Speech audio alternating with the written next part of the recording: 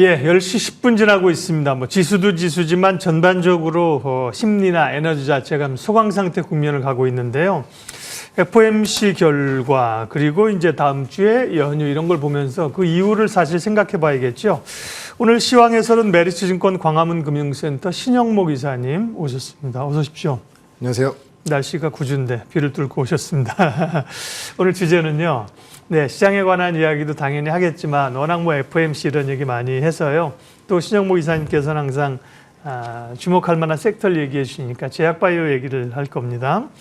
당장 FOMC 결과를 앞두고 있고 뭐 결과야 사실은 금리 변동은 없겠지만 점도표나 어떤 얘기가 나올까 이런 걸 긴장하고 있고 경계하고 있는 건데요. FOMC 그리고 지나고 우리는 이제 추석 연휴 전까지 어떤 흐름들 보일까요? 또 전략은 어떻게 가져갈까요?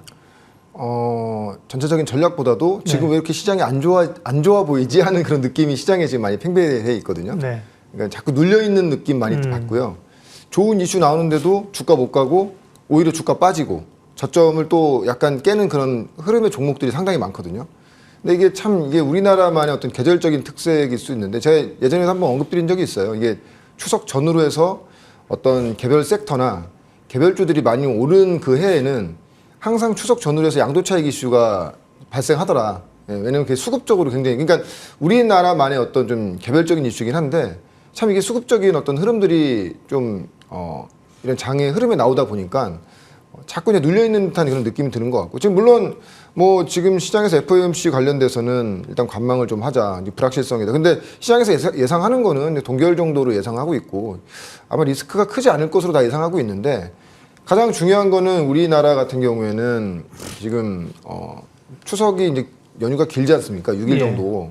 그리고 그동안에 많이 올랐던 섹터들에 대해서는 개인뿐만이 아니라 기관도 그렇고 외국인도 차익성 매물이 지금 계속 나오고 있다. 특히 이제 지속적으로 거래 대금이 줄고 있고요. 그리고 코스닥 같은 경우에는 외국인이 지금 계속 좀 매도가 계속 이어지고 있지 않습니까? 그러니까 결론적으로는 좀 쉬었다가는 오늘도 흐름 보시면 아시겠지만 기존의 의료 AI 쪽 대장인 루닛이 어제 장이 안 좋았음에도 불구하고 어제 굉장히 잘 버텼는데 오늘 지금 많이 빠지고 있고 그러니까 좋은 장에서는 섹터 자체가 돌아가면서 상방으로 순환매가 나오는데 이렇게 수급으로 눌려있는 장에서는 이제 하방 쪽으로 이렇게 순환매가 버티는 종목도 오늘 버티는 종목도 내일 이제 빠지는 그리고 상대적으로 그동안 주목받지 못하고 많이 그 조정을 굉장히 크게 받았던 그러니까 아예 시장에 관심도 없고 거의 기억 속에서 지어질 만한 섹터들이 지금 올라온다는 거죠. 최근에 다들 아시겠지만 통신 장비 관련주 그렇고 오늘은 이제는 자동차 부품주나 2차 전지가 오늘 좀 올라오고 있지 않습니까? 이게 시장이 항상 보면 이게 수급적인 이슈가 생겼을 때 많이 오른 쪽을 매도를 해서 그동안에 많이 조정받은 쪽을 지금 들어오는 이런 전형적인 흐름이 나오기 때문에 사실은 이거 언제까지 이렇게 될 거냐. 저는 일단 추석 전까지는 이런 흐름으로 계속 갈 거라고 보고 있습니다. 거래대금 계속 줄고 있고요. 근데 굉장히 중요한 것은 과연 추석 이후에 양도차익 이슈로 우리나라가 수급적인 이슈로 들어가느냐. 그러면 사실 11월 장까지는 분위기는 좋지는 않거든요. 그러지 않고 다시 성장주에 대해서 지금 조정받고 있는 성장주에 대해서 다시 또 한 번 매수세가 들어올 것이냐는 일단 추석 이후를 좀 보면서 판단해야 될 것 같습니다. 최근에 뭐 로봇이나 AI나 사실 단기적으로 에너지가 몰리면서 많이 오르지 않았습니까? 그러니까 그런 쪽에 이제 차익 매물들이 나오고 변동성이 커지고 있는 상황이고요. 오늘 주제는 제약바이오였는데요. 제약바이오도 순환매 차원에서 좀 기대할 만하긴 하지만 여전히 이제 금리가 떨어지는 국면은 아니다. 일부 뭐 비만이나 당뇨 이런 게 글로벌 이슈들로 인해서 좀 오르긴 했는데 제약바이오로 오늘 말씀하시는 이유가 궁금합니다. 네. 일단 올해 시장에 아주 특징적인 거, 그 의료 AI, 그래서 루닛이나 뷰노 같은, 뭐 JLK 같은 이런 회사들이 뭐 저점 대비해서 한 10배 정도까지 가고. 근데 이게 단순하게 어떤 모멘텀과 AI를 붙여가지고 주가만 좋은 것이 아니라 결론적으로 제가 항상 AI 말씀드렸을 때 그 핵심적으로 말씀드렸던 것이 효율성을 말씀드렸지 않습니까? 어떤 그 효율적인 측면이 부각되면 그것이 돈이 되기 때문에 결론적으로는 그 섹터나 그 종목은 된다는 건데 최근에 올해 굉장히 시장을 주도했던 루닛이나 뷰노 같은 이런 회사들이 구체적으로 그런 업에 들어가 있는 것이죠. 왜냐면은 루닛 같은 경우에는 폐를 판독하거나 유방암을 판독할 때 이런 CT 촬영 같은 것들을 의사들이 직접 보고 판독해야 되는데 그런 데이터베이스를 모아서 AI가 좀 더 AI 알고리즘으로 좀 더 정확하게 잡아내고 빠르게 잡아낸다고 하면은 환자 입장에서도 비용이 절감되는 효과가 있을 것이고요. 그리고 의사 입장에서도 빠르게 환자를 치료할 수 있는 효과가 있을 것이고요. 전체적인 큰 흐름에서 국가적으로 봤을 때도 우리나라는 특히 이제 보험 관련돼서 재정 부담이 항상 있는데 그런 재정도 아낄 수 있다는 것에 굉장히 이 의료 AI 쪽, 특히 이제 판독을 위주로 하는 AI 관련주들이 직관성이 있다 보니까 많이 갔던 것 같고요. 그래서 이 뷰노나 루닉 같은 경우에는 국내를 넓히면서 해외 시장까지 진출하는 이런 모멘텀이 되다 보니까 주가가 사실은 굉장히 좀 많이 오른 상태고 이제 입증해야 되는 그런 구간이라고 얘기했죠. 계속 이제 어떤 병상수를 늘린다든지 해외 병원을 뚫는다든지 FDA에서 인증을 받는다든지 이런 흐름으로 갔을 때 그런 어떤 주가 그때마다 반응할 것 같고 근데 이제 일단은 한 번쯤은 좀 쉬었다 가겠죠. 왜냐면 그동안에 주가가 많이 올라왔기 때문에 그렇고 이 이후에 보면 이 결론적으로 이 제약바이오나 이런 신약 관련된 트렌드도 항상 순환매되더라고요. 그리고 어떤 순환매된 차원에서 우리가 이제 HBM이라든지 AI 반도체 했을 때도 알겠지만 한 섹터의 한 어떤 뭐 특정 섹터의 종목이 계속 가는 게 아니라 계속 순환매하지 않습니까? 그것처럼 이 이후에는 향후에는 저는 추석 이후 아니면 올해 말이나 내년도에는 AI 신약 플랫폼 쪽으로 또 한번 시장이 붐이 오지 않겠는가. 왜냐면은 지금 뭐 엔비디아라든지 그리고 테슬라도 이번에 도조 컴퓨터 얘기하면서 거기에 이제 AI 신약 발굴 플랫폼에 대해서 언급을 했거든요. 결론적으로는 이후에는 신약 발굴 플랫폼, 왜냐면은 신약을 하나 개발하는데 수조 원의 돈이 드는데 그것이 10년에서 길게는 20년 정도 가량이 드는데 앞단에서 이 신약 발굴을 AI로 빠르게 해준다고 하면은 기간과 비용을 줄일 수 있기 때문에 뭐 기존의 빅파마뿐만이 아니라 빅테크들도 이 업에 지금 들어오려고 하는 기조가 많이 있단 말이죠. 그래서 AI 말씀드릴 때 제가 영역을 파괴한다고 말씀드린 게 기존의 신약은 빅파마만 할 수 있는 겁니다. 작년에도 미국에서 그 신약 발굴하기 위해서 거의 30조 이상의 R&D가 이루어졌다고 하는데 빅테크도 지금 AI를 이용해서 이 신약 발굴 이 신약 발굴을 이용해서 이 신약 발굴 시장으로 들어올 수 있는 어떻게 보면은 AI로 인해서 또 영역이 파괴되는 이런 흐름이 되기 때문에 그와 관련된 이런 뭐 신약 발굴 플랫폼 관련된 종목들 신테카 바이오나 뭐 파러스 아이 바이오나 보로노이 같은 이런 회사들은 저는 하반기에도 계속 주목을 좀 해봐야 된다고 보고 있고요. 그 외에는 헬스케어 쪽에서는 의료 미용 기기가 아무래도 실적이 워낙 좋다 보니까 올해 굉장히 상반기부터 굉장히 좋았죠. 이제 어느 정도 이제 주가 많이 오른 상태에서 조정받는 구간인데 이렇게 아예 실적 위주로 가는 회사들이 있고 전통적인 제약과 바이오 쪽에서는 사실은 막 정통적인 제약 바이오에 대해서는 얼만큼 신약을 만드는 게 어려운지 다들 느끼셨을 겁니다. 왜냐면 뭐 임상을 진행하다가 실패하면 주가가 뭐 급락하는 수준이 아니라 뭐 거의 뭐 30~40%씩 조정을 받으니까. 근데 지금 보면은 최근에 올해 또 특징이 뭐냐면 유한양행이나 오스코텍 같이 삼상이 이제 거의 성공하는 확률로 가는 높은 회사들, 드디어 신약을 만들 수 있는 회사들, 특히 이제 유한양행이나 오스코텍 같은 경우에는 그 레이저 티닙, 렉나자죠. 약 이름은 렉나자인데 이것이 기존에 있는 타그리스보다 대부분의 임상에서 탁월성이 입증되기 때문에 얀센에서도 이 부분에 대해서 굉장히 지금 발빠르게 움직이고 있고 그러다 보니까 신약 상용화에 대한 어떤 가능성이 높다 보니까 올해 주가가 되게 좋았고요. 아마 이제 또 거의 신약이 상용화되는 단계에서 또 주가는 또 전 한번 갈 거라고 보고 있고요. 펩트론이나 알테오전 같은 종목들도 결론적으로 자기들의 본업에서 결론적으로 인정을 받은 것이죠. 알테오젠도 최근에 주가 굉장히 좋은 상태였고, 특히 이제 뭐 삼천당제약도 3상 다 끝나고 아일리아 바이오 시밀랩 퍼스트인이기 때문에 지금 지난달에 캐나다 계약권 맺고 이제 유럽과 미국으로 가는 이제 이렇게 검증되고 인증받은 그런 바이오 회사들이 앞으로도 계속 나온다고 하면 이런 회사들은 시장의 주목을 받으면서 단기적으로도 주가의 상승폭이 굉장히 클 수 있다. 이런 아이디어를 갖고 나왔습니다. 오늘 제약바이오 말씀하셨는데 우리가 알고 있는 전통적인 제약바이오 쪽은 언급을 하셨지만 그쪽보다는 어떻게 보면 새로운 시대를 반영하는 늘 말씀하시던 AI나 소프트웨어 어떻게 보면 뭐 이런 단어가 맞을지 모르겠지만 제조 바이오 뭐 이런 쪽으로 그 전에도 신약보다는 사실은 바이오 시밀러가 맞습니다. 숫자 나오는 쪽이 부각이 됐었잖아요. 예. 지금 이제 새로운 패턴의 새로운 트렌드에 이제 제약 바이오로의 접근을 얘기를 하신 거고요. 네. 자, 오늘 주목해 볼 기업은 그러면 제약 바이오 쪽에서 꼽으셨나요? 네, 일단 전통적인 제약바이오 쪽에서 골랐고요. 네. 하반기에 좀 모멘텀이 많은 종목입니다. CTC 바이오입니다. 네. 일단 CTC 바이오 지금 최근에 뭐 이렇게 뉴스 플로우 보시면 아시겠지만 약간의 이제 경영권 분쟁 때문에 최근에 주가는 그거에 따라 움직이고 있긴 한데 사실은 CTC 바이오는 그 경영권 분쟁이 아니라도 하반기에 주가가 주목받아야 할 이런 모멘텀들이 굉장히 많습니다. 제가 이제 서두에도 말씀드렸지만 결론적으로는 전통적인 제약바이오의 신약을 만드는 어떤 흐름들은 삼상을 성공시켜서 이것을 약을 만드냐 못 만드냐가 이제 시장에서 관심거리거든요. 아마 제약바이오 투자하신 분들 모두 아직 공감하실 거예요.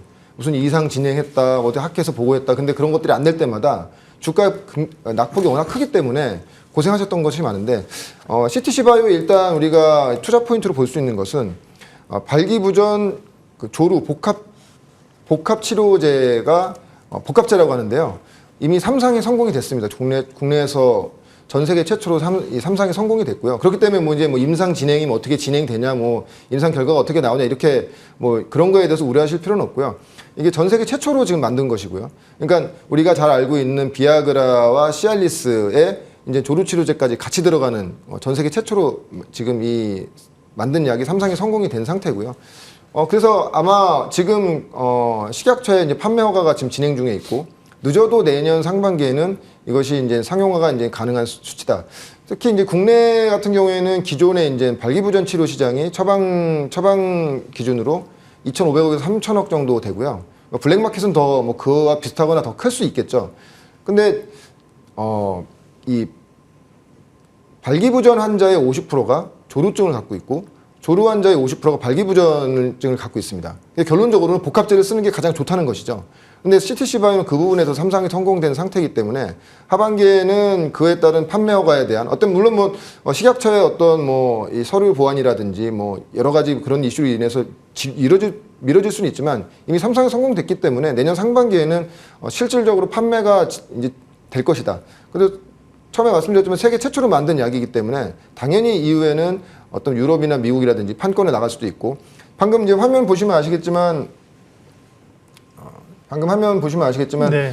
이 우리나라에서 인증받은 약품을 유럽이나 미국에서는 다시 또 임상을 진행해야겠지만 여기 보시면 아시겠지만 우리나라의 어떤 임상 자료를 그대로 그 나라의 그대로 임상 자료를 인정해주는 나라가 굉장히 많습니다. 남미도 보면 남미의 17개국, 중동도 7개국. 그럼 만약에 식약처에서 만약에 판매가 된다고 하면은 이런 나라로 약간의 이제 그 국가마다 약간의 인증만 받으면 바로 이제 수출로도 나갈 수 있는 상태이기 때문에 CTC 바이오는 사실은 이미 이 부분에 대해서는 이미 준비가 다 돼 있고 임상도 이미 한 790명을 상대로 됐기 때문에 임상 규모도 굉장히 많거든요. 그러면은 아마 하반기부터는 이 모멘텀 구간으로 들어가는 거로 볼 수 있고요. 그리고 이제 인체의약 분야에서는 그렇고요. 특히 사실 동물의약품 이렇게 좀 인식이 CTC 바이오에 있단 말이에요. 근데 그 매출 구성을 보니까 건기식이나 인체의약품 부분이 동물의약품보다도 비중이 조금 더 많네요. 예. 맞습니다. 제가 이제 지난주에 탐방을 다녀왔어요. 근데 여전히 동물의약품 부분에 대해서도 비중이 높고 거의 40%, 한 50% 정도가 되고요. 네. 일단 이 복합제 같은 경우는 이미 만든 지가 거의 이제 10년 이상이 된 상태이기 때문에 이제 상용화가 된 것이거든요. 이제 되기 직전이죠. 그래서 이런 모멘텀이 있고 동물 쪽 말씀드리자고 하면은 그 동물 쪽은 CTC 자임이라고 있습니다. 뭐냐면 이게 동물 사료에 들어가는 첨가제인데요. 사실 이 첨가제가 아무나 만들 수 있는 그런 첨가제가 아니죠. 왜냐면은 미국에서 좀 아시아에서는 이것을 최초로 만들었고 미국의 FDA 인증까지 받은 거는 CTC 바이오가 두 번째입니다. 근데 그동안에 미국 진출을 하기 위해서 많이 문을 두드렸는데 아무래도 이제 그 현재 있는 어떤 유통사와 약간 원활하지 못한 부분이 있다 보니까 그동안에는 진출만 했지 실제로 거기서 매출이 발생되지 않았는데 최근 뉴스 보시면 아시겠지만 글로벌 메이저 사료 기업입니다. 이게 이제 후베파마라고 여기와 이제 앞으로 협약을 앞으로 이제 그 CTC 자임을 팔기 위해서 이제 본격적으로 지금 같이 협업을 하고 있고요. 지금 뭐 웬만한 이름만 들어도 아실 만한 글로벌 그 사료 기업과 지금 사양 시험을 진행 중에 있습니다. 만약에 사양 시험이 통과된다고 하면은 본격적으로 미국이라든지 남미라든지 글로벌 약이 팔 수 있는 그 흐름이 열리기 때문에 지금 우리가 인체 쪽에는 지금 복합제가 있고요.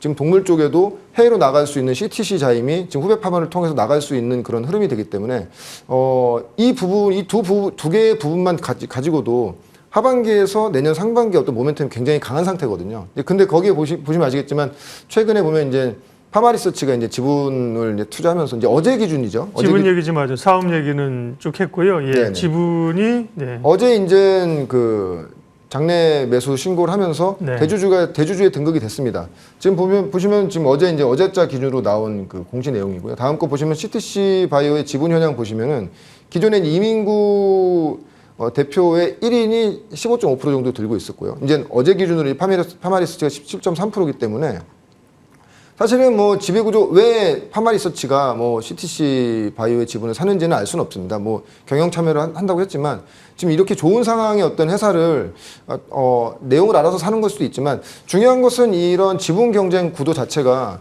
저는 하반기까지 간다고 보고 있습니다. 왜냐하면 결론적으로는 주총 소집이 돼야 되는데 뭐 하반기까지 간다고 하면은 내년 3월에 정기 주총이 있을 것이고요. 뭐 중간에 혹시나 파마리서치가 임시 주총을 부른다고 하면은 어떻게 됐건 간에 뭐 대주주가 지분을 차지하는 게 중요한 것이 아니고 거기에 이제 대표이사 사회 이사들을 선임해서 대표이사가 되면서 사업을 자기 방향으로 끌고 가는 것이 중요하기 때문에 이 부분에 대해서는 왜냐하면 우리가 지금 제가 이제 아까 말씀드렸던 인체의학 부분이나 동물의학 부분이 그동안에 많은 투자를 통해서 이제부터 모멘텀이 크게 발생되는 구간인데 기존에 있는 대주주도 기존에 원래 이민구 회장도 그걸 잘 알 것이고요.